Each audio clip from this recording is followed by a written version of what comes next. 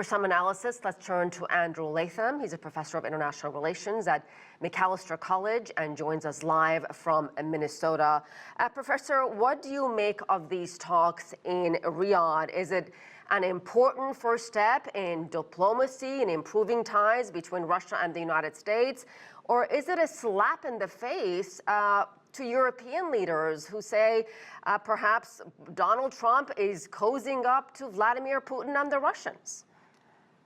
I think the answer is both and. On the one hand, this is a thawing of the very frozen relations between Russia and the United States. Personally, I think that's a very positive development and long overdue.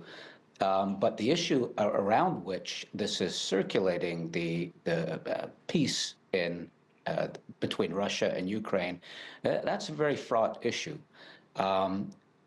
Who in the world empowered the United States and Russia to negotiate an agreement that doesn't involve the Ukrainians at the table? Now, the rest of Europe, I think, is completely incompetent when it comes to these sorts of issues. The last time I checked, if you're going to have a peace agreement negotiated between two combatant countries, one of those two combatant countries ought to be at the table. So why wasn't Ukraine included?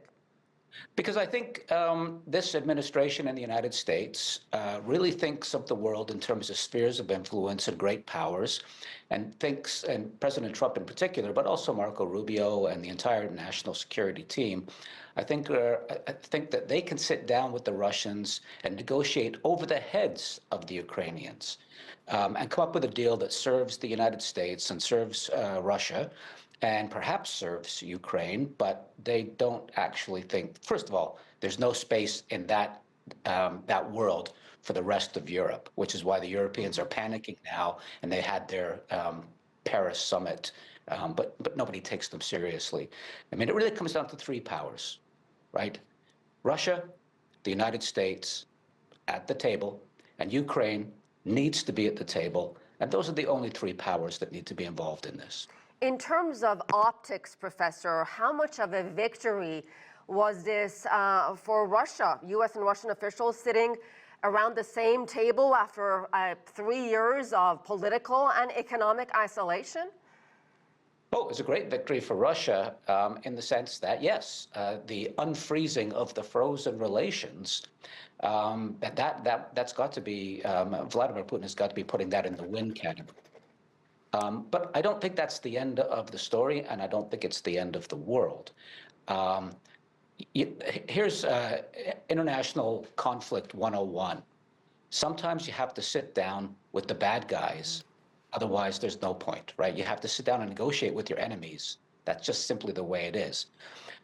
But in this particular context, the problem is this. The United States and Russia are sitting down deciding the fate of Ukraine. That's very 19th century, to be honest. Great powers deciding the fate of lesser powers.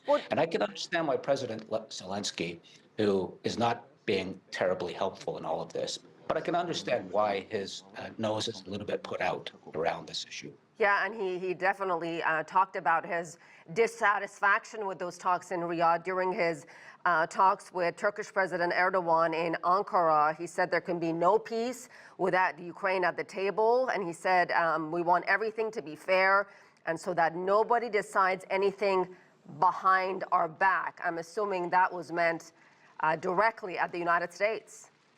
Well, that was the exact quote.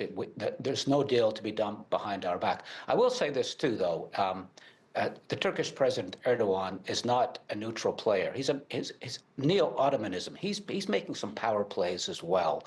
And to the extent that Turkey's interests align with Ukraine's interests on this, we shouldn't think that's necessarily a good thing. Erdogan is up to no good in the broader Middle East. And he's using this opportunity to enhance his profile and advance Turkey's interests, Turkey's neo-Ottoman interests.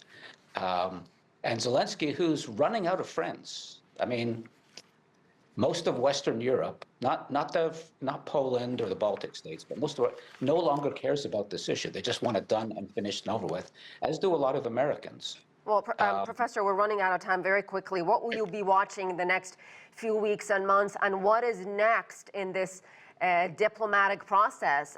Do you envision a scenario where the Americans and the Russians are going to invite Ukraine to the table? I think two things will happen, one of which is that Putin and Trump will get together at some place, maybe Riyadh, maybe somewhere else, and they will have a chat.